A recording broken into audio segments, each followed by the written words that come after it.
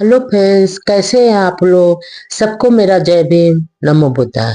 Baba Saheb Ambedkar life and mission.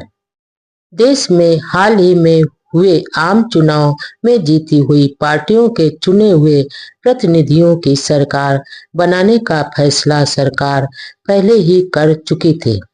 इसलिए viceroy ने executive council को भंग कर दिया। वायसराय ने अपने मंत्रिमंडल के सहयोगियों को भी यह बता दिया। इस प्रकार यह तय हो गया कि वायसराय को जल्दी ही भारत को आजाद कर वापस ब्रिटेन जाना होगा। इस प्रकार अंबेडकर मई 1946 में दिल्ली छोड़कर वापस बंबई आ गए। कांग्रेस ने 1 मई 1946 को भारत बंटवारे को मान्यता दे दी। पंडित नेहरू ने लॉर्ड माउंटबेटन को एक पत्र में लिखा था, भारत के विभाजन को कांग्रेस ने मान लिया है। बंगाल और पंजाब का विभाजन करना पड़ेगा। गांधी जी ने भी स्वीकार किया था कि विभाजन के लिए वायसराय जिम्मेवार नहीं है।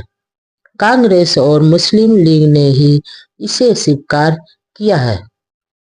चुनाव में फेडरेशन की हार हो गई थी। ब्रिटिश कैबिनेट मिशन की घोषणा में भी दलितों की मांगों की पूरी तरह से उपेक्षा की गई थी।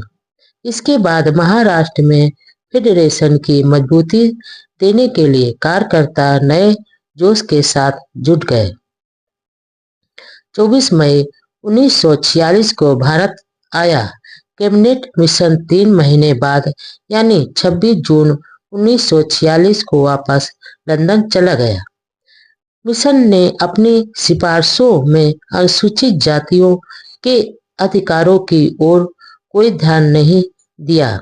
बाबा साहब द्वारा लंबे समय से बार बार ठोस आधारों पर अछूतों की मांगे रखी गई, लेकिन एक बार फिर मिशन ने उपेक्षा की। यही नहीं, उल्टा दलितों के घावों पर नमक छिड़क दिया। घोषणा में यह कहा गया कि भारत के 3 प्रमुख समुदायों यानी सवर्ण, हिंदू, मुसलमान और सिखों को ही मान्यता दी गई।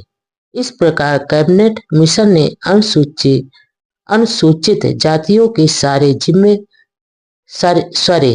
सारी उम्मीदों पर पानी फेर दिया। बाबा साहब द्वारा दलितों की गुलामी की बेड़ियां तोड़ने की जो मुहिम शुरू की थी, अब मानो मंजिल से पहले ही दम तोड़ती नजर आ रही थी। शोषितों के लिए अंधकार मानो गहरा होता जा रहा था। बाबा साहब बम्बई लौटे। उपद्रवियों ने उनकी प्रिंटिंग प्रेस जलाई। इधर बाबा साहब बम्बई लौटे तो माहौल बहुत तनाव में था। देश में यह बात आग की तरह फैल गई कि देश को अब आजादी मिलने वाली ही है। इतना इशारा मिलते ही कांग्रेस के लोग बेकाबू हो गए। कांग्रेस के उत्तेजित गुंडों, कट्टरपंथी हिंदुओं व अंबेडकर के अनुयायियों के बीच कुछ झड़पें भी हुई।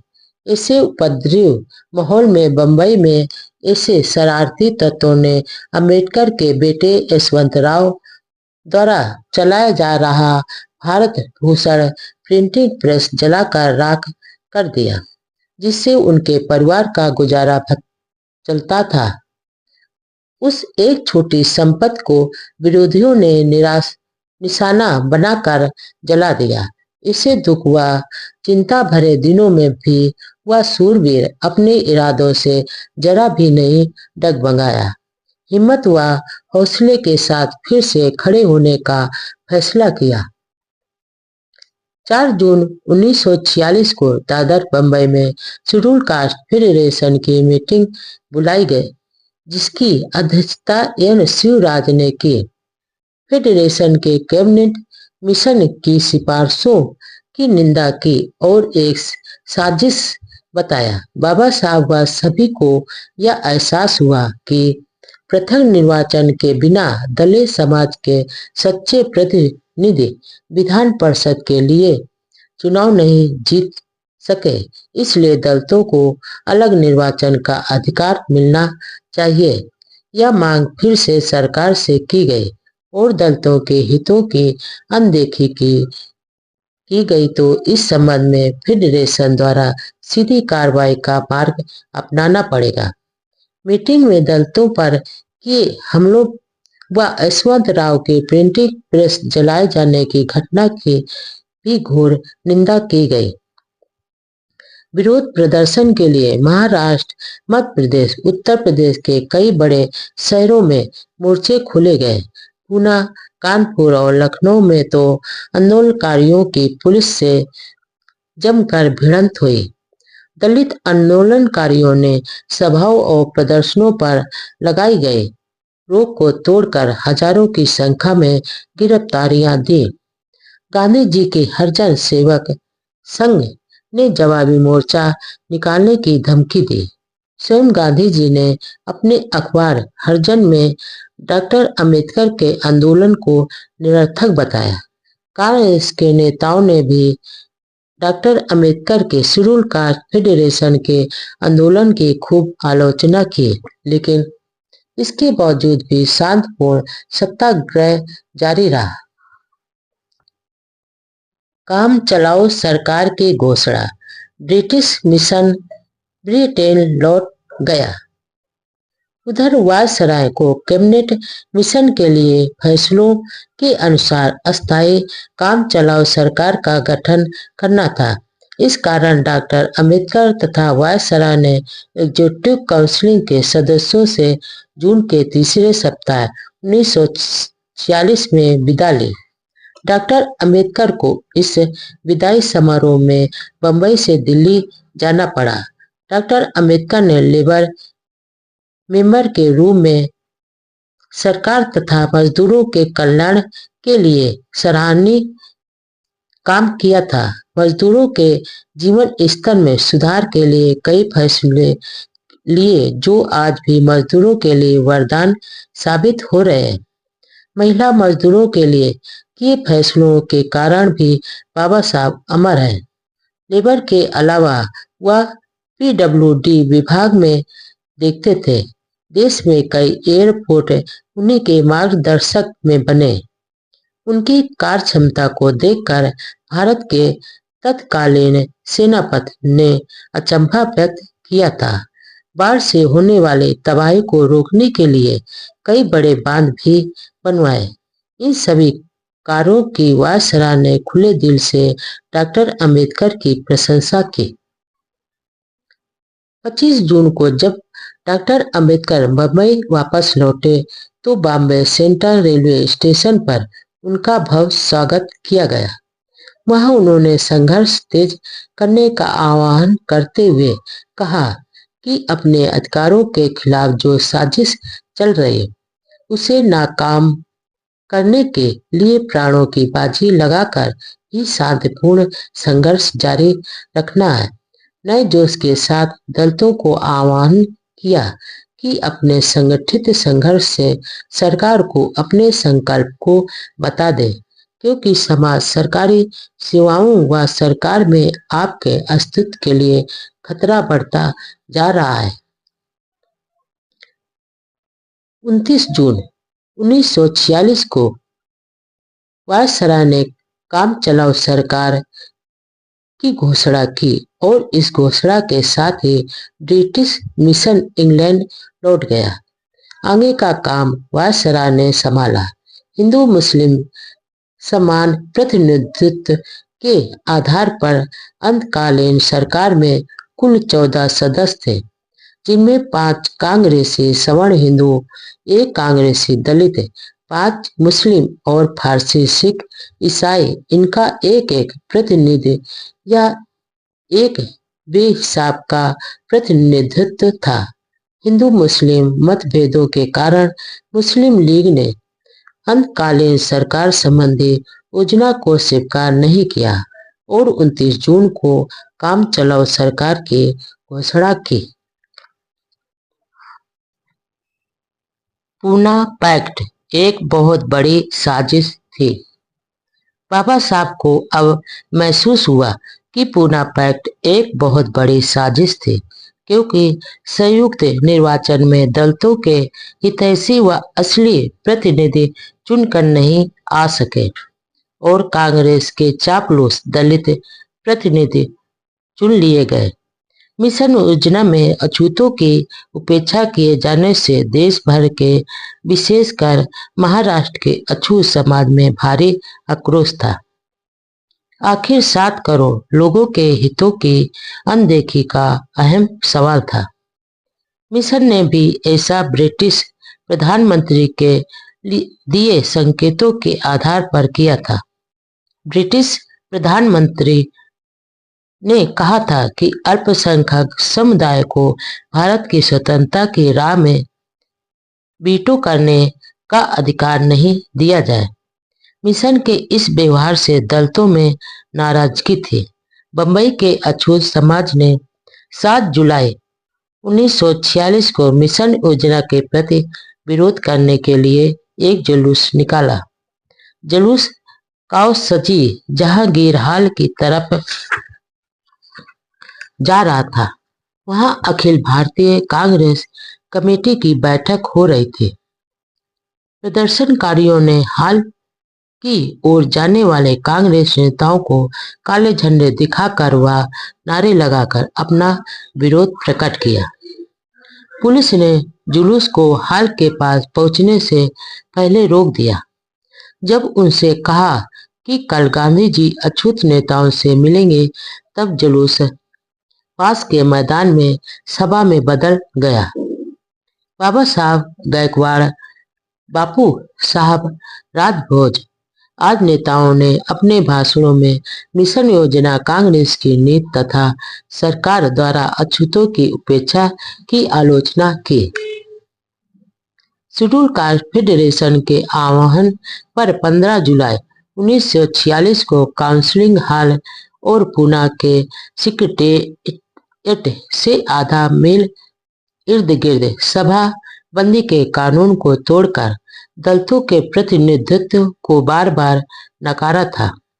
इस सत्याग्रह के फलस्वरूप सरकार ने 12 दिनों के बाद ही असेंबली का अधिवेशन स्थगित कर दिया। इन 12 दिनों में 1150 सत्याग्रही गिरफ्तार किए गए, जिनमें 128 महिलाएं थीं। इन सबका 15 दिन से लेकर 3 महीने तक की सजाएं दी गई। इस सत्याग्रह के बाद सरदार पटेल व अंबेडकर मुलाकात हुई, लेकिन कोई समझौता नहीं हो सका। कांग्रेस के वे हरिजन नेता जिन्होंने अंबेडकर के संघर्ष की बदौलत लाभ उठाया, वे अंबेडकर व उनके आंदोलन के खिलाफ बोल रहे थे।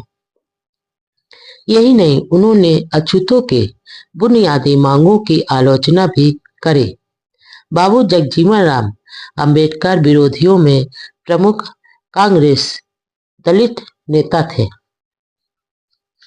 जब पुणे में सत्याग्रह चल रहा था, उस समय अंबेडकर बंबई में थे। 17 जुलाई को पुणे जाने से पहले पत्रकारों से बातचीत में उन्होंने कहा कि हमारा संघर्ष कैबिनेट मिशन द्वारा हमारे हितों की अनदेखी करने के कारण शुरू हुआ है और यह तब तक जारी रहेगा जब तक हमें कोई स्पष्ट व अधिकृत आश्वासन नहीं दिया जाता।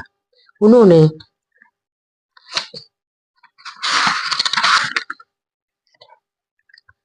यह भी कहा कि यह जरूरी नहीं है कि हर युद्ध में सेनापति सेना के साथ रहे ही, अवसर आने पर वह भी गिरफ्तारी दे सकते हैं।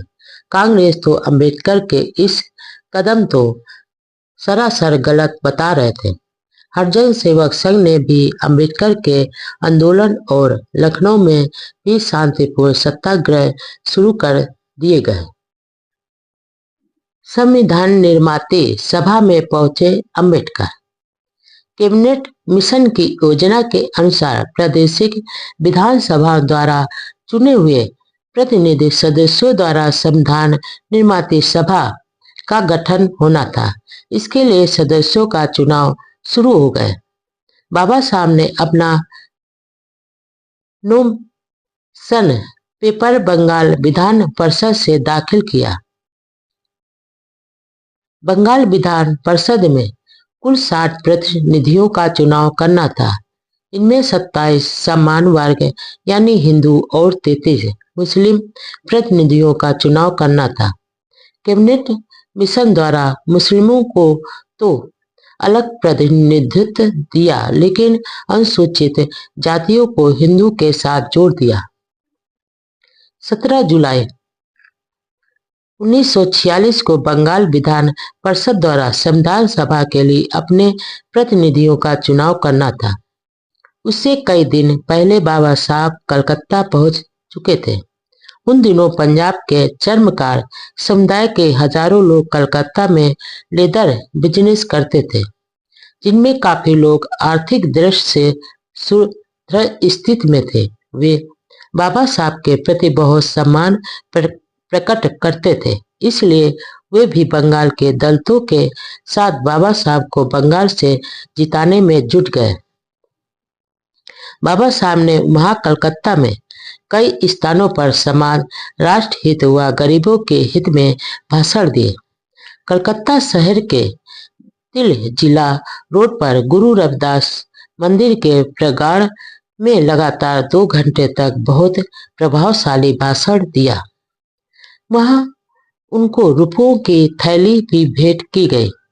पंजाबी और बंगाली दलितों के संयुक्त मोर्चे ने तय कर लिया था कि बाबा साहब को हर हालत में जिताकर संविधान सभा में भेजना है। गरीब दलित आर्थिक रूप से कोई सहायता नहीं कर पा रहे थे, लेकिन प्रचार के लिए मन से लगे रहते थे। सभी को मालूम था कि बाबा साहब को संविधान सभा में नहीं घुसने देने की साजिश चल रही। ऐसे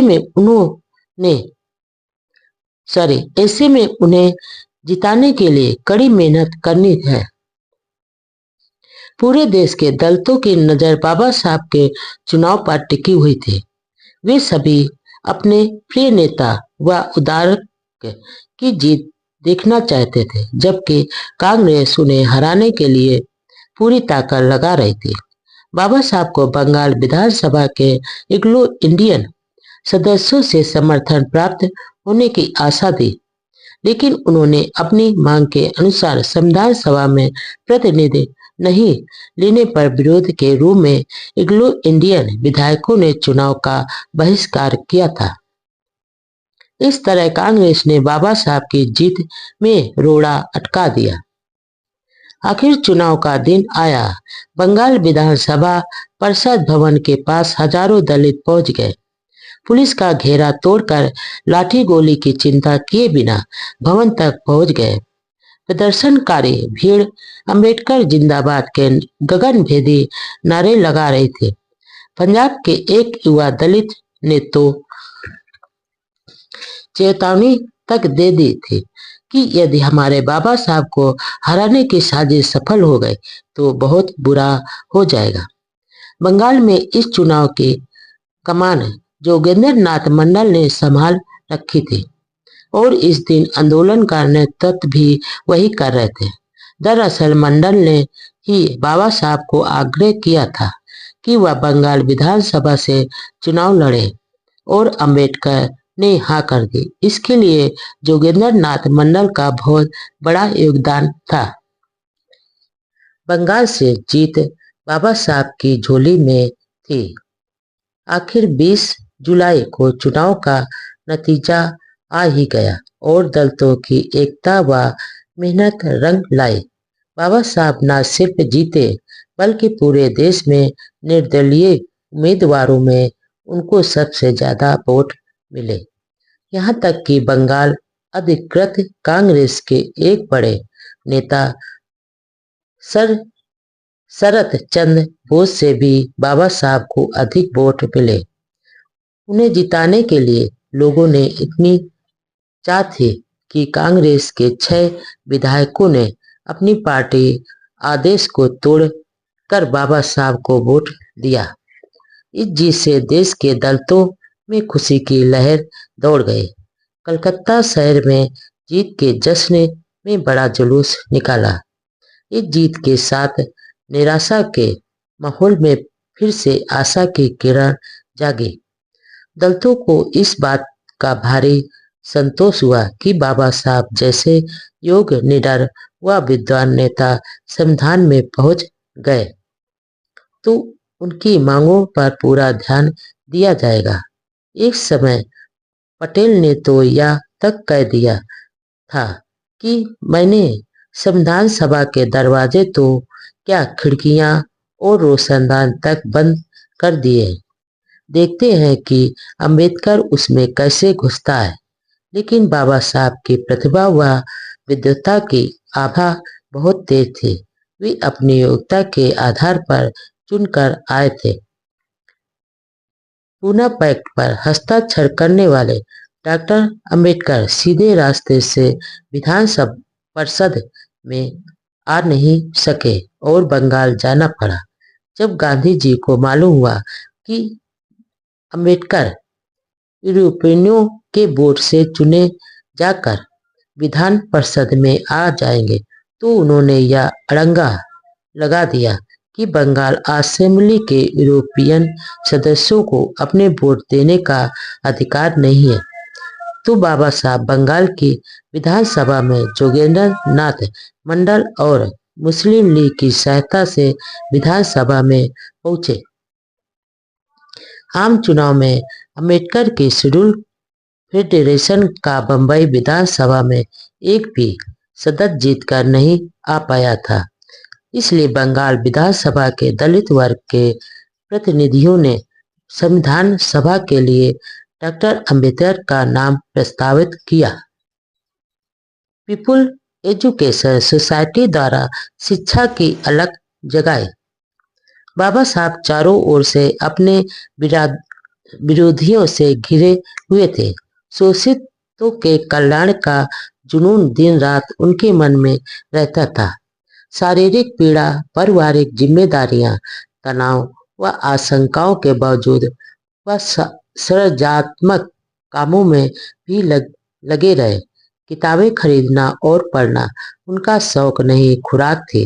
वे जब कहते थे कि पढ़ो लिखो तो उन्होंने स्वयं इसके लिए उस जमाने में उच्च दर्जे के शिक्षण संस्थानों की स्थापना की। उनके मन की मुराद 20 जून 1946 को पूरी हुई।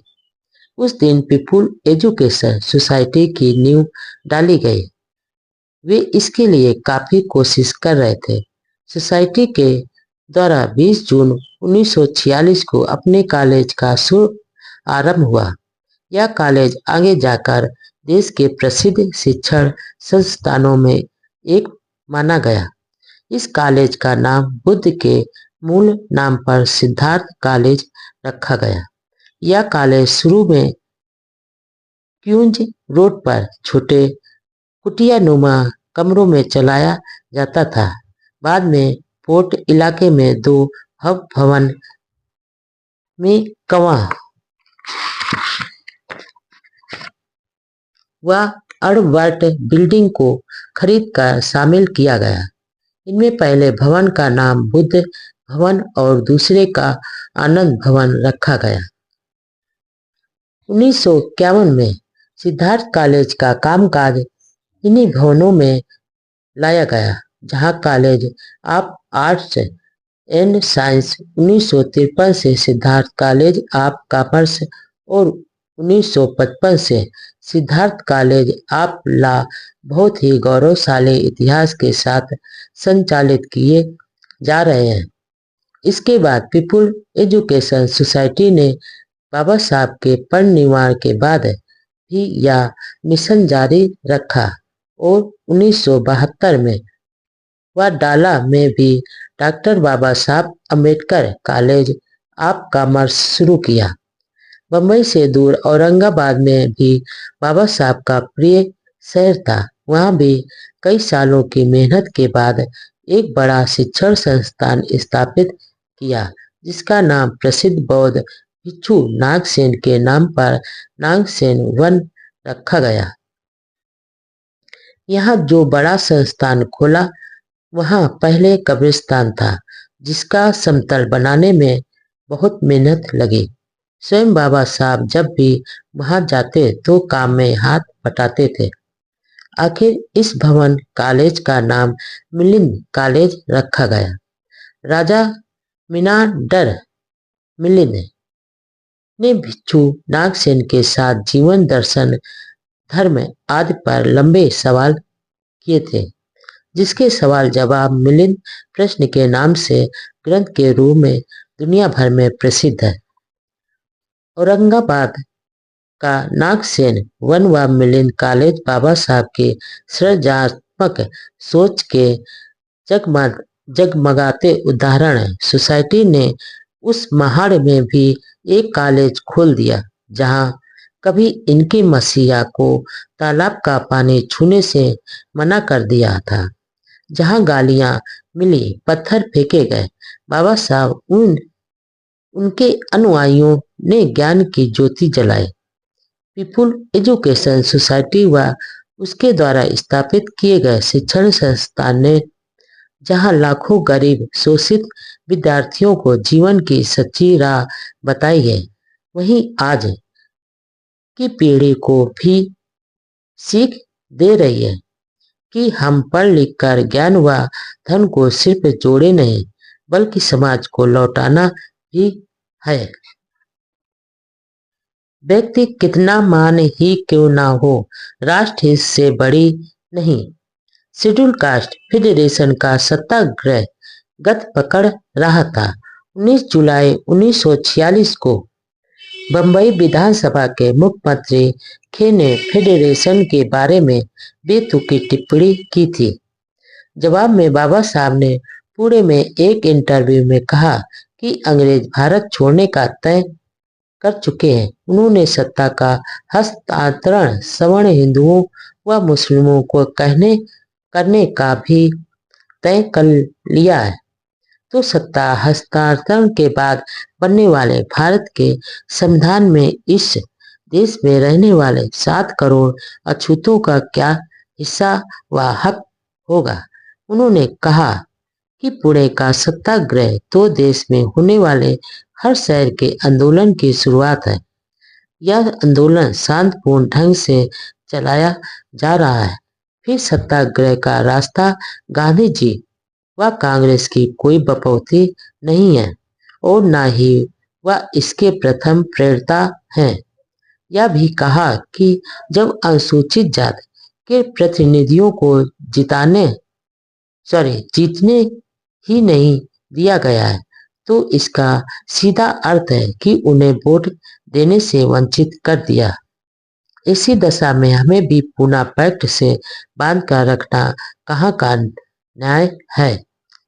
सत्याग्रह की सफलता का असर यह हुआ कि सरकार को बंबई विधानसभा के चालू सत्र को स्थापित करना पड़ा।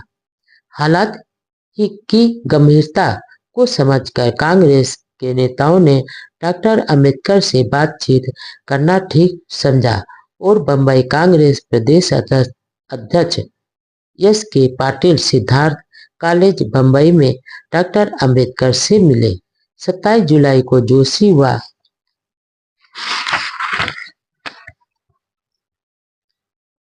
पाटिल डॉक्टर अंबेडकर को साथ लेकर पटेल से मिलाने भी ले गए। सरदार पटेल से पुणे में सत्याग्रह व अनुसूचित जातियों के प्रतिनिधित्व के संबंध में लंबी बातचीत हुई, लेकिन इस बातचीत का कोई खास नतीजा नहीं निकला। कांग्रेस के व्यवहार के खिलाफ 8 अगस्त को अनुसूचित जाति के प्रतिनिधियों का एक मोर्चा वर्धा में भी निकाला गया, जहां अखिल भारतीय कांग्रेस कमेटी की बैठक होने जा रही थी। कुछ दिनों बाद डॉक्टर अंबेडकर ने सरदार पटेल को एक पत्र लिखा, जिसमें उन्होंने लिखा कि मेरे विचार में व्यक्ति चाहे कितना ही महान क्यों न हो, उसका हित समय राष्ट्र हित से बड़ा नहीं होता है और कोई भी व्यक्ति कांग्रेसी हुए बिना भी महान राष्ट्रवादी हो सकता है। इस दृष्टि से वह किसी भी कांग्रेसी से बेहतर राष्ट्रवादी है। उधर मुस्लिम लीग ने 29 जुलाई को मिशन के दीर्घकालीन और अंतकालीन दोनों प्रस्तावों को नामंजूर कर दिया और पूर्ण पाकिस्तान की मांग की। इस मांग के अनुसार मुस्लिम लीग ने 16 अगस्त 1946 को खुला संघर्ष दिवस बनाकर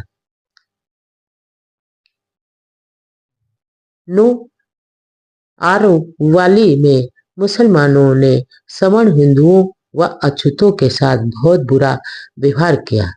भारत के कई भागों में हुए सांप्रदायिक दंगों में सैकड़ों लोग मारे गए।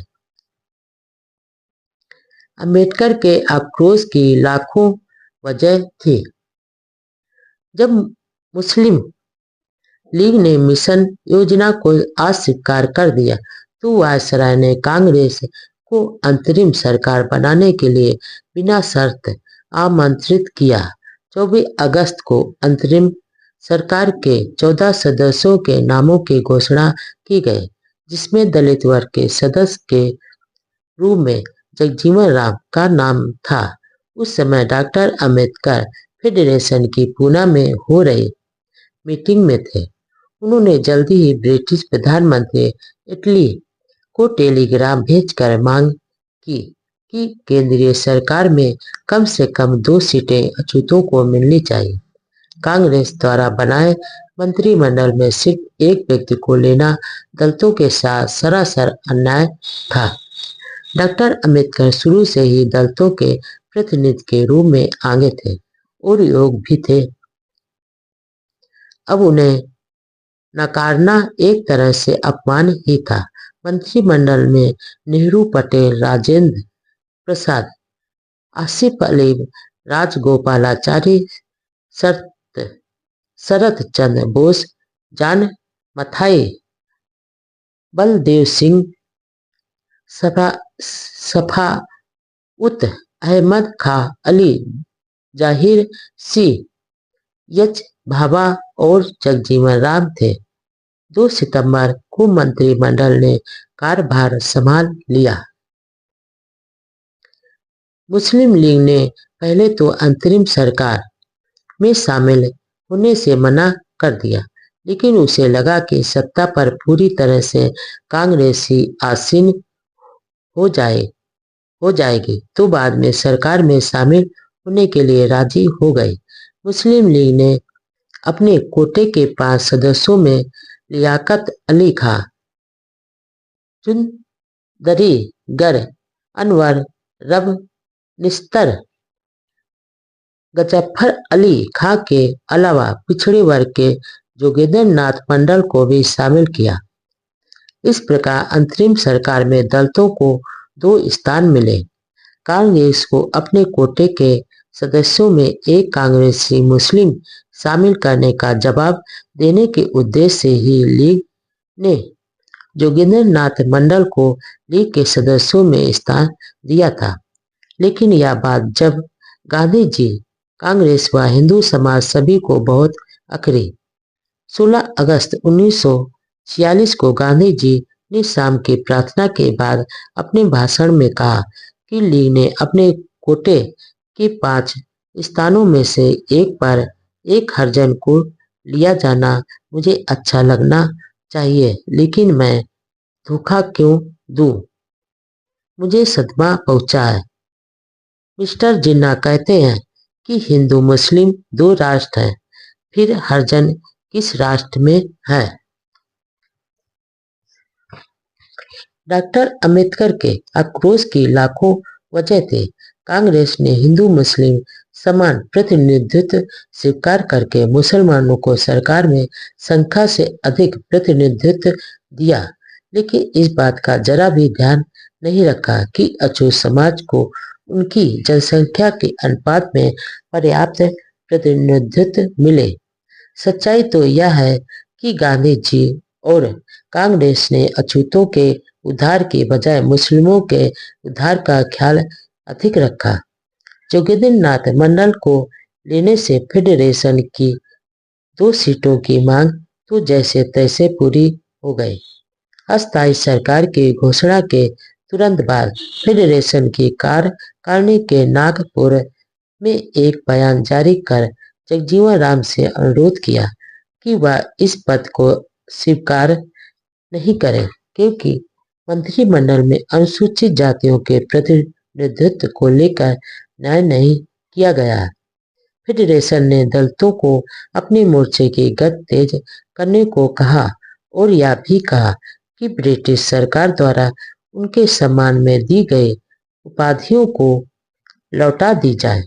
इसके साथ ही कानपुर में भी सत्याग्रह शुरू कर दिया गया और देश के अन्य भागों में भी सत्याग्रह शुरू हो गया। अंबेडकर ने चिताया देश गृह युद्ध के मुहाने पर, लंदन रवाना। सरकार के फैसले के विरोध में सत्याग्रह व पत्रों का सरकार पर ज्यादा असर नहीं पड़ रहा था, इसलिए बाबा साहब एक आखिरी कोशिश करने के लिए 15 अक्टूबर 1946 को कराची मार्ग से होकर ब्रिटेन के लिए निकल पड़े। कराची में पत्रकारों के पूछने पर उन्होंने ब्रिटेन यात्रा का स्पष्ट उद्देश्य नहीं बताया। वह लंदन पहुंचकर प्रधानमंत्री व संसद सदस्यों से मिले। वहां पत्रकारों के साथ बातचीत में कहा कि जब से मुस्लिम लीग ने अस्थायी सरकार में शामिल होने का फैसला किया है, तब से भारत में एक देश पर 2 कौमों की सरकार कायम हो गई है। उन्होंने चेताया कि भारत गृह युद्ध की मुहाने पर है। लंदन में बाबा साहब ने कहा कि लेबर पार्टी की सरकार ने अछूतों का अपमान किया है और उनके हितों के साथ धोखा किया है। इस संबंध में पत्र छपवाकर ब्रिटिश नेताओं को दिए। बाबा साहब अछूतों के हकों के लिए मानो तड़प रहे थे। भारत में विरोधियों का मुकाबला करने के साथ ब्रिटिश नेताओं को भी मांगों को स्वीकार करने के लिए बार बार पत्र लिखते, टेलीग्राम भेजते और खुद ब्रिटेन जाते रहे। उनकी तो एक ही दिशा थी, अछूतों को अब मानवीय हक मिले, और इन हकों को हासिल करने के लिए पहाड़ जैसी मुश्किलों से भी जूझ रहे थे। वह बहुत ही कठिन दौर था। इधर 26 अक्टूबर 1946 को शेड्यूल कास्ट फेडरेशन की कार्य समिति के एक सदस्य जोगेंद्र नाथ मंडल को अंतरिम सरकार में कानून मंत्री बनाकर कांग्रेस ने टेढ़ी चाल चली। इससे दलितों के उचित प्रतिनिधित्व की मांग फीकी पड़ गई। 30 अक्टूबर 1946 को डॉक्टर अम्बेडकर ब्रिटिश नेताओं से मिले। प्रधानमंत्री इटली और सेक्रेटरी ऑफ स्टेट से मिलकर पूरी बात बताई। वह चर्चिल व सेमुअल होरे से भी मिले। 5 नवंबर को कंजर्वेटिव पार्टी के सदस्यों की भारत कमेटी को हाउस ऑफ कॉमन्स में संबोधित किया। मौखिक रूप से तो ब्रिटिश नेताओं ने अम्बेडकर की मांगों के साथ खूब सहानुभूति जताई, लेकिन व्यवहारिक रूप में कुछ मदद नहीं कर सके।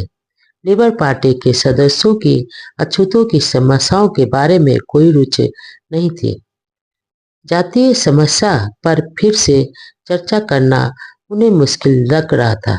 कैबिनेट मिशन ने पहले ही लंदन जाकर कह दिया था कि अछूतों का प्रतिनिधित्व तो कांग्रेस करती है, इसलिए प्रधानमंत्री ने भी घोषणा ऐसी ही की थी कि वायसराय की काउंसिल में 14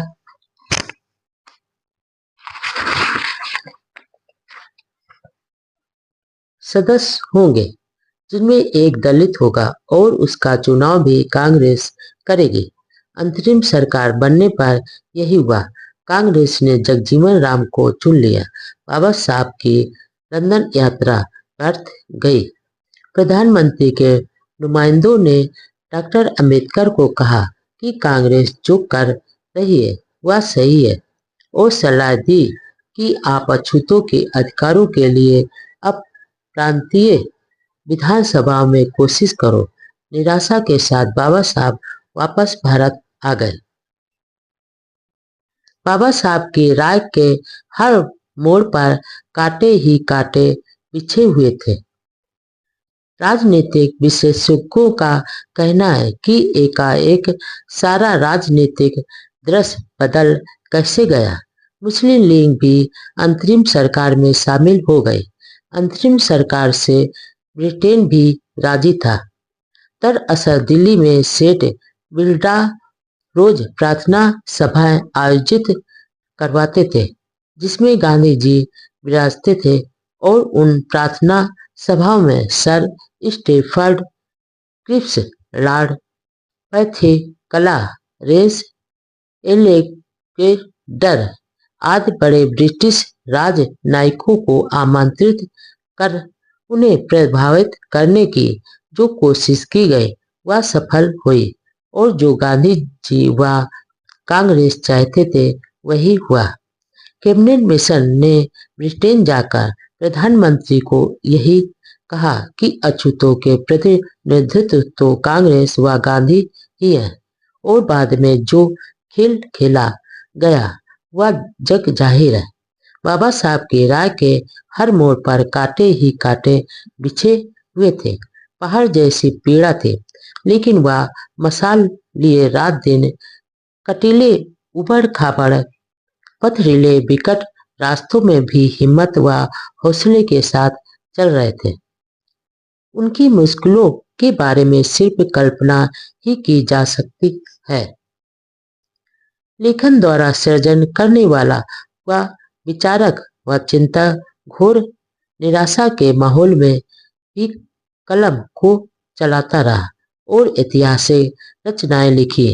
कलम को उन्होंने कभी नहीं रोका और किताबों के पन्नों को हमेशा खुले ही रखा।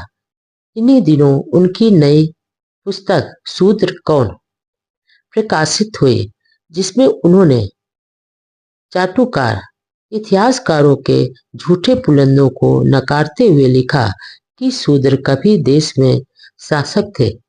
वे दास व दस्यु लोग के थे और ब्राह्मणों के साथ हुए युद्ध में साजिश के द्वारा हराकर शूद्र बना दिया गया। ब्राह्मणों ने ऐसे क्षत्रिय योद्धा शासकों को पवित्र पहनावे से इनकार कर शूद्र के नाम से चौथे वर्ण में पटक दिया, जिसका पहले कोई अस्तित्व ही नहीं था। शूद्र वर्ण में डालकर सिर्फ सेवा करने का काम सौंप कर भयंकर शोषण किया। यह किताब उन्होंने अपने गुरु ज्योतिबा फुले को समर्पित की। बम्बई लौटने पर एक अखबार के साथ इंटरव्यू में कहा कि अब यह आशा करना व्यर्थ है कि अछूत समाज हिंदू समाज में एक रूप हो जा पाएगा। अंतरजातीय विवाह और एक साथ खान पान से भी समस्या का समाधान नहीं होगा। संविधान सभा का पहला अधिवेशन, डॉक्टर अंबेडकर का ऐतिहासिक भाषण, वायसराय लॉर्ड माउंटबेटन ने देश के राजनीतिक हालात का अध्ययन करने के बाद 3 जून 1946 को 2 केंद्रीय सरकारों और 2 संविधान सभाओं की घोषणा की। नेहरू व गांधी ने अखिल भारतीय कांग्रेस कमेटी पर दबाव डाला कि वह भारत के विभाजन को स्वीकार कर ले। कितना विरोधाभास था, जिनमें दूसरी तरफ विभाजन का समर्थन करने वालों से वे यह कह रहे थे कि भारत के टुकड़े करने से पहले मेरे टुकड़े कर दो। आखिर विभाजन को स्वीकार कर लिया। दरअसल कांग्रेस तो केन प्रकरण जितना जल्दी हो सके सत्ता के सिंहासन पर बैठना चाहती थी। 9 दिसंबर 1946 को संविधान समिति की बैठक हुई और काम शुरू किया। डॉक्टर सच्चिदानंद की अध्यक्षता में हुई इस बैठक का मुस्लिम लीग ने बहिष्कार किया। बाद में समिति ने डॉक्टर राजेंद्र प्रसाद को अध्यक्ष चुना।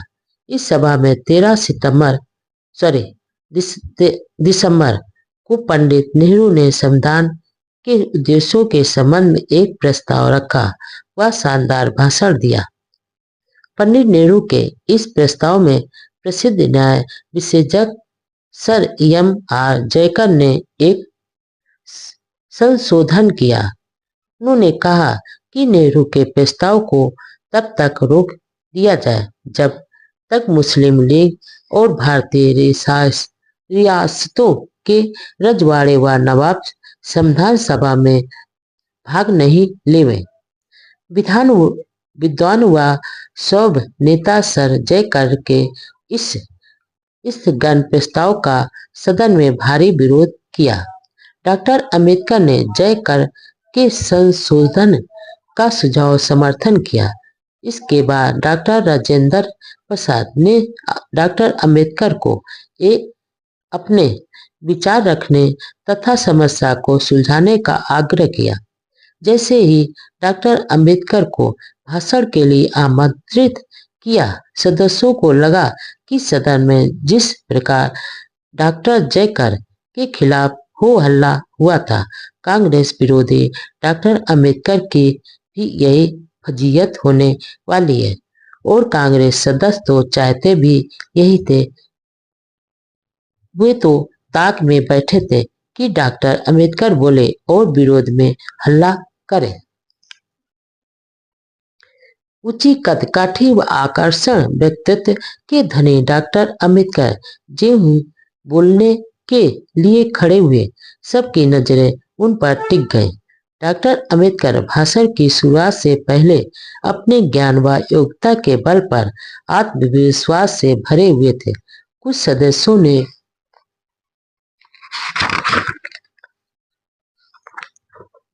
डॉक्टर अंबेडकर के विलक्षण प्रतिभा के बारे में तो सुना था, लेकिन भाषण पहली बार सुनने जा रहे थे। डॉक्टर अंबेडकर का चेहरा ज्ञान के ओजस्व से चमक रहा था। वेशभूषा में वह आकर्षण लग रहे थे। उनके विचार में किसी भी पार्टी या महान नेता की तुलना में राष्ट्र बड़ा था। देश को दिशा देने वाला उस दिन का भाषण ऐतिहासिक था। वह अपनी सीट से खड़े हुए चारों ओर नजर घुमाए। सभा में देश के जाने माने विद्वान नेता बैठे हुए थे। गंभीर स्वर व आत्मविश्वास के साथ भाषण की शुरुआत की। कहा, मैं जानता हूं कि आज हम राजनीतिक, सामाजिक, आर्थिक रूप से बटे हुए हैं। हम लोगों ने एक दूसरे के विरोध के लिए युद्ध छावनियां बनाई हैं और शायद मैं भी युद्ध की छावनी का एक नेता हूं, लेकिन इन सब के बावजूद मुझे विश्वास है कि ऐसा समय और परिस्थितियां बनेंगी कि कोई शक्ति इस देश को एक व संगठित होने से नहीं रोक पाएगी। मुझे यह कहने में जरा भी संकोच नहीं कि देश में अलग अलग जातियों व संप्रदायों के बावजूद हम किसी न किसी रूप में संगठित जरूर होंगे। हम एक राष्ट्र बनेंगे। मुझे कहने में भी कोई संकोच नहीं है कि हालांकि मुस्लिम लीग भारत में बंटवारे के लिए आज आंदोलन कर रही है, लेकिन एक दिन उन्हें भी यह एहसास होगा और सोचने पर मजबूर हो जाएगी कि संगठित व अखंड भारत सबके लिए बेहतर है। डॉक्टर अंबेडकर ने कांग्रेस पार्टी द्वारा केंद्र को कमजोर करने की नीति की आलोचना करते हुए कहा, मैं इस संबंध में एक सवाल पूछना चाहता हूं कि क्या ऐसा करना आपके लिए शोभाजनक या ठीक है? क्या ऐसा करना अक्लमंदी है? सत्ता अलग बात और बुद्धिमानी दूरदर्शिता अलग बात है। लोगों का भविष्य तय करते समय नेता, व्यक्ति या पार्टी की प्रतिष्ठा की कोई परवाह नहीं करनी चाहिए। उन्होंने कांग्रेस सदस्यों को दृढ़ता से अपील की कि एक बार फिर से समझौते की कोशिश करें। संगठित व अखंड भारत का सपना साकार करना है।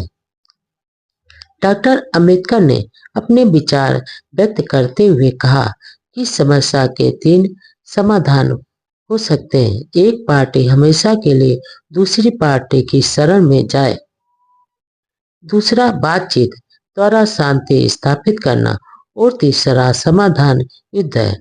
उन्होंने कहा कि युद्ध के विचार से ही उन्हें घबराहट व चिंता होती है। चेतावनी दी कि यह लड़ाई सिर्फ मुसलमानों के खिलाफ नहीं होगी, बल्कि संभवतः युद्ध ब्रिटेन व मुसलमानों दोनों के खिलाफ लड़ना पड़ेगा।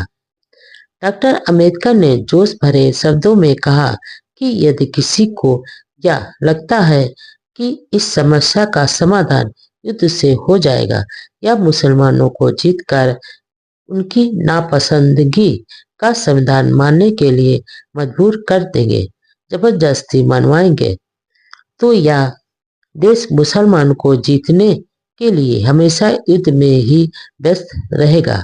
दार्शनिक वर्ग का कथन है कि सत्ता या शक्ति देना आसान है, लेकिन बुद्धि देना मुश्किल है। अब हम अपने व्यवहार से यह साबित करें कि हमारे पास ताकत भी है और अकल भी। भाषण में पंडित नेहरू के प्रस्ताव के समालोचनात्मक समीक्षा करते हुए खेद जताया कि इसमें समाजवादी सिद्धांतों की कमी है। प्रस्ताव में यह बात कही जानी चाहिए थी कि राज्य के लिए यह संभव होता है कि वह आर्थिक, सामाजिक और राजनीतिक न्याय को हकीकत में बदल सके। जैसे इस प्रस्ताव को प्रस्तुत करने वालों की ईमानदारी झलकती है। मौत के भय से डरकर उस सूरवीर ने मिशन नहीं छोड़ा।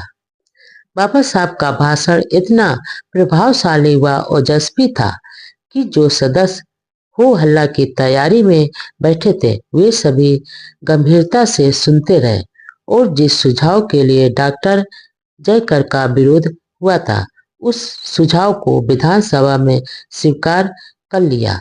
भाषण के दौरान सदस्यों ने बार बार तालियां बजाकर डॉक्टर अंबेडकर का सम्मान व समर्थन किया। जो सदस्य विरोध की तैयारी में बैठे थे वे अब सहयोग व स्वागत के लिए खड़े थे। कांग्रेस के सदस्य अंबेडकर के भाषण से बहुत प्रभावित हुए। नेहरू प्रस्ताव पर बहस जनवरी 1947 तक स्थगित कर दी और प्रस्ताव 30 जनवरी 1947 को पास कर दिया। बाबा साहब पीपुल एजुकेशन सोसाइटी के शैक्षणिक गतिविधियों के प्रसार के लिए बंबई आ गए। बंबई में कई दिनों से चल रहे सांप्रदायिक दंगे अभी भी शांत नहीं हुए थे। उनके अनुयायियों पर जगह जगह रूढ़वादियों, हिंदुओं व कांग्रेस के शरारती लोगों द्वारा हमले किए जा रहे थे। जनवरी के आखिरी में एक अछूत कार्यकर्ता देव रुक कर की छुरा घोंप कर हत्या कर दी। एक दिन अंबेडकर सिद्धार्थ कॉलेज में थे तो उनके शुभचिंतकों ने आग्रह किया कि उनके निवास राजगृह के आसपास गुंडे चक्कर लगा रहे हैं, इसलिए वहां जाकर अपनी जान जोखिम में नहीं डालें। लेकिन डॉक्टर अंबेडकर ने पलट कर कहा, मैं बुजदिल नहीं हूँ और किताबों से भरे अपने घर राजगृह जरूर जाऊंगा। खतरे की परवाह किए बिना शाम को राजगृह चले गए और इस दौरान बाबा साहब की तरफ किसी की आंख उठाने की भी हिम्मत नहीं हुई। बाबा साहब धार्मिक, सामाजिक व राजनीतिक आंदोलनों में हिस्सा के सख्त खिलाफ थे। वे हर बार मारने की धमकियां देते रहते थे, लेकिन वह सूरवीर कभी डरा नहीं, मौत के भय से अपना मार्ग नहीं बदला।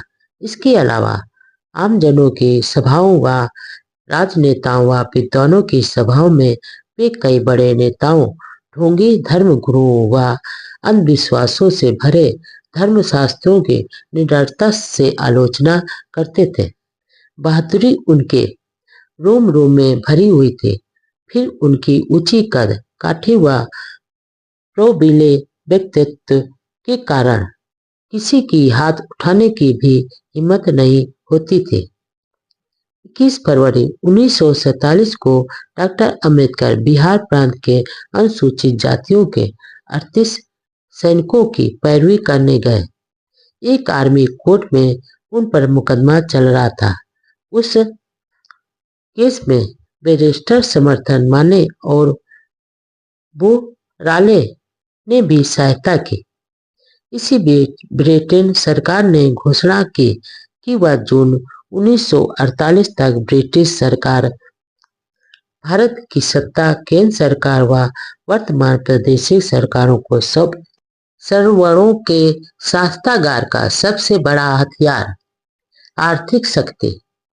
बाबा साहब समय की नब्ज को बहुत अच्छी तरह पहचानते थे। हर काल परिस्थिति में क्या फैसला करना, कहाँ क्या बोलना तथा कहाँ अपनी बात को आगे बढ़ाना, इसमें वह बहुत माहिर थे। उन्हें मालूम था कि संविधान सभा के द्वारा संविधान की रूपरेखा तैयार की जाएगी, इसलिए दलितों के हितों की बातों का संपूर्ण ब्यौरा प्रस्तुत करने का यह सही समय था। यूं कहें कि एक छोटा संविधान बनाकर संविधान सभा के अध्यक्ष को देना चाहा।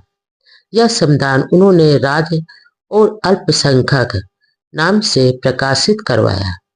इसमें कहा गया है कि दलितों को केवल उन क्षेत्रों में जिनमें सीटें सुरक्षित है वहां पृथक चुनाव का अधिकार मिलना चाहिए तथा अन्य क्षेत्रों में वे संयुक्त चुनाव में शामिल हों। इसके अलावा इसमें नागरिकों के अधिकारों का भी विवरण है। किसी राजनीतिक व्यवस्था विशेष में सामाजिक और आर्थिक ढांचा कैसा हो, इसका भी उल्लेख किया गया है। इसमें समाजवाद को संविधान का अंग बनाने पर जोर दिया ताकि समान कानून से उसे सरलता से बदला जा सके। प्रारूप में कहा गया है कि यदि लोकतंत्र को एक मनुष्य एक मूल्य के सिद्धांत पर जिंदा रखना है तो संविधान को न केवल राजनीतिक ढांचे का निराधारण करना चाहिए बल्कि आर्थिक ढांचे का स्वरूप भी तय किया जाना चाहिए। ज्ञापन में लिखा गया कि संसाधन व उद्योग राज्य की संपत्ति होंगे और सरकार द्वारा चलाए जाएंगे। बीमा राज्य के एकाधिकार में होगा। प्रत्येक नागरिक अपनी क्षमता के अनुसार बीमा करवाएगा। कृषि राज्य उद्योग होगा। उन्होंने लिखा कि समाज में गरीबी कई अपराधों को जन्म देती है। इसके अलावा हिंदू धर्म द्वारा अछूतों पर अत्याचार व अपमान किया जा रहा है। इससे गांव में संघर्ष बढ़ता जा रहा है जो आर्थिक रूप से शक्तिशाली हिंदुओं व आर्थिक रूप से कमजोर अछूतों के बीच हो रहा है। आज हिंदुओं के शास्त्रागार का सबसे बड़ा हथियार उनकी आर्थिक शक्ति ही है। ज्ञापन में लोकतंत्र की सफलता व औद्योगिकीकरण पर भी विस्तृत से चर्चा की गई। संविधान सभा का दूसरा अधिवेशन 20 जनवरी 1947 को हुआ। लॉर्ड माउंटबेटन भारत के नए वायसराय बने। देश में ऐसे माहौल में लोगों को सांप्रदायिक दंगों का दंश झेलना पड़ा। बंगाल और पंजाब में इसका असर ज्यादा रहा। इन प्रांतों का विभाजन लगभग तय हो गया था। वायसराय लॉर्ड वेवल को वापस बुला दिया और उनके स्थान पर लॉर्ड माउंटबेटन भारत के नए वायसराय बनाए गए। उन्होंने कई बार गांधी जी से मुलाकात की और उन्होंने आगामी फैसलों के बारे में कई सुझाव दिए। 31 मार्च को मुस्लिम लीग ने कराची में एक प्रस्ताव पास कर संविधान सभा और उसकी कार्यप्रणाली की निंदा की। वायसराय 18 मई को लंदन गए और भारत विभाजन तय हो गया। रियासतों को अधिकार दिए गए कि स्वतंत्रता मिलने के बाद वह भारत या पाकिस्तान किसी भी में भी अपनी रियासत का विलय कर सकते हैं या स्वतंत्र रह सकते हैं। योजना के अनुसार ही ब्रिटिश संसद ने भारत की आजादी का अधिनियम पास किया। 29 अप्रैल 1947 को संविधान सभा में सरदार पटेल द्वारा एक प्रस्ताव पास किया, जिसके तहत एक ऐतिहासिक घोषणा की गई कि छुआछूत खत्म हो गई है। देश में अब किसी भी रूप में छुआछूत शेष नहीं रहेगी और छुआछूत के आधार पर किसी पर अयोग्यता थोपना दंडनीय अपराध होगा। यह एक ऐतिहासिक दिन था जब कागजी घोषणाओं में भारत के ऊपर सदियों से लगा कलंक धुल गया था, लेकिन हकीकत यह है कि आजादी के लंबे अरसे बाद भी यह दाग मिटने की बजाय अन्य रूप में फैलता जा रहा है। इस पर कांग्रेस समर्थक अखबारों ने गांधी व कांग्रेस की प्रशंसा में खूब पन्ने भरे, लेकिन ज्योतिबा फूले, बाबा साहब, स्वामी श्रद्धानंद, अच्युतानंद जैसे कई समाज सुधारकों का जिक्र तक नहीं किया। दुनिया भर के अखबारों में गांधी जी के गुणगान हुए। किसी ने अछूतों की आजादी, मानवीय आजादी की विजय, इतिहास का महान कार्य, विश्व युद्ध के बाद एक रोशनी आदि कई शीर्षकों के द्वारा वर्णन किया गया। राष्ट्रीय ध्वज में अशोक चक्र, बाबा साहब की देन। अम्बेडकर संविधान समिति की ध्वज समिति के सदस्य थे। देश के ध्वज का स्वरूप क्या हो? डॉक्टर अम्बेडकर 3 जुलाई 1947 को बंबई आए। देश में राष्ट्र ध्वज कैसा हो, इस पर विचार चल रहा था। बंबई में एक प्रतिनिधि मंडल ने मिलकर भगवे झंडे की मांग की। 10 जुलाई को जब वे दिल्ली लौट रहे थे तो हिंदू महासभा के कार्यकर्ताओं ने उन्हें भगवा झंडा अर्पित किया। बातचीत में डॉक्टर अम्बेडकर ने कहा, मुझे जैसे अछूत के हाथों से संविधान सभा पर भगवा झंडा फहराने का आपका आग्रह विचित्र है। आखिर लंबे विचार विमर्श के बाद 22 जुलाई 1947 को संविधान समिति में राष्ट्र ध्वज के रूप में अशोक चक्र से अंकित झंडा मंजूर किया। गांधी जी की प्रबल इच्छा थी कि झंडे पर चरखा अंकित होना चाहिए। आखिर 22 जुलाई 1947 को राष्ट्रीय ध्वज में 3 रंगों के साथ अशोक चक्र का स्वरूप स्वीकार कर लिया गया। उधर कांग्रेस के नेताओं ने झंडा समिति की अध्यक्ष राजेंद्र प्रसाद से मिलकर आग्रह किया कि ध्वज में अशोक चक्र के स्थान पर गांधी जी का चरखा होना चाहिए। चरखे के स्थान पर अशोक चक्र को देखकर गांधी जी को बहुत दुख हुआ। दरअसल गांधी जी ने पहले यह घोषणा कर दी थी कि उन्हें ऐसा ध्वज स्वीकार नहीं होगा जिसको मूल स्वरूप में खादी व चरखा नहीं हो। लेकिन गांधी जी की एक नहीं चली और संविधान सभा ने डॉक्टर अम्बेडकर के विचारों का अनुमोदन कर 3 रंगों के भी अशोक चक्र को ही स्वीकार किया। सांप्रदायिक दंगों का असहनीय दर्द। लंबे समय के बाद 15 अगस्त 1947 को भारत को राजनीतिक आजादी मिल गई। पाकिस्तान एक दिन पहले 14 अगस्त को ही मौजूद था। इधर सांप्रदायिक दंगों की आग देश में धू धू कर जल रही थी। कुछ राजनेता तो बस इसी फिराक में थे कि चाहे देश का बंटवारा हो, लेकिन जो कुछ मिले जल्दी मिल जाए। आखिर लॉर्ड माउंटबेटन की योजना के अनुसार भारत के दो टुकड़े हो गए, एक भारतीय संघ और दूसरा पाकिस्तान। इस दौरान पहले से चल रहे सांप्रदायिक दंगों में हजारों लोग मारे जा चुके थे। पंजाब और बंगाल में इस आग की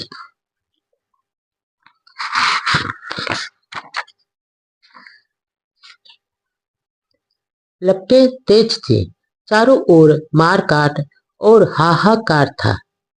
मासूम बच्चों की चीखें सुनाई दे रही थी। सारा देश मानो गृह युद्ध की चपेट में आ गया था। इस समय महान देशभक्त डॉक्टर अंबेडकर ने भारत सरकार का ध्यान सरहद की सुरक्षा की ओर दिलाया। सीमा आयोग का ध्यान खींचते हुए कहा, यदि मेरा संदेह सच निकला और सीमा आयोग द्वारा तय की गई सीमा स्वाभाविक प्राकृतिक नहीं हुई तो भारत सरकार को उसकी रक्षा करना मुश्किल हो जाएगा और देश की सुरक्षा खतरे में पड़ जाएगी। ब्रिटिश लोकसभा ने भारत की आज़ादी का प्रस्ताव 15 जुलाई को मंजूर किया, जिसके फलस्वरूप संविधान सभा पूरी तरह से सत्ता प्राप्त संगठन बन गए। शुरू में जो पूरे देश की थी, वह सिर्फ विभाजित भारत के लिए ही रह गई। बंगाल का भी विभाजन हो गया, इसलिए संविधान सभा के बहुत से सदस्यों को अपनी सीट खोनी पड़ी। डॉक्टर अंबेडकर भी बंगाल से जीते थे, इसलिए उन्हें भी अपनी सीट खोनी पड़ी। इससे पहले एक सदस्य डॉक्टर जयकर ने त्याग पत्र दे दिया था, इसलिए बंबई से उनकी सीट को भरने के लिए बंबई लेजिस्लेटिव कांग्रेस पार्टी ने संविधान सभा के लिए डॉक्टर अंबेडकर को चुन लिया। इस प्रकार डॉक्टर अंबेडकर फिर से संविधान सभा में आ गए। जुलाई 1947 के आखिर सप्ताह में स्वतंत्र भारत के नए मंत्रिमंडल का गठन होने जा रहा था। गांधी जी तो बाबा साहब को नहीं चाहते थे, लेकिन पंडित नेहरू डॉक्टर अंबेडकर की योग्यता व प्रतिभा का सम्मान करते थे। पंडित नेहरू के नेतृत्व में मंत्रिमंडल बनने जा रहा था।